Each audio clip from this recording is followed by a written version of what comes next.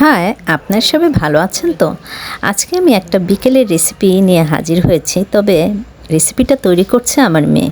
প্রথমে কয়েকটা আলু সেদ্ধ করে ম্যাশ করে নিয়েছে। তার মধ্যে দিয়ে দিয়েছে স্বাদ ও পরিমাণ মতো লবণ, একটু মরিচ গুঁড়ো, আর ক্রিস্পির জন্য দিয়ে দিয়েছে চালের গুঁড়ো, বাইন্ডিংয়ের জন্য দিয়ে দিয়েছে একটু কর্নফ্লাওয়ার, আর ঝালটা যার যার ইচ্ছে মতো একটা কাঁচামরিচ কুচিয়ে নিয়েছে।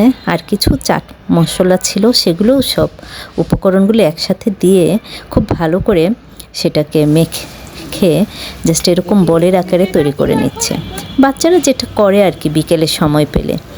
তো যখন সব বলগুলো করা হয়ে গেল, তখন বিস্কিটের গুঁড়ো ছিল, সেই বিস্কিটের গুঁড়ো দিয়েই সেটাকে জাস্ট মাখিয়ে তেলের মধ্যে ভেজে নিচ্ছে। খাবারটা কিন্তু খুবই লোভনীয় লাগছে।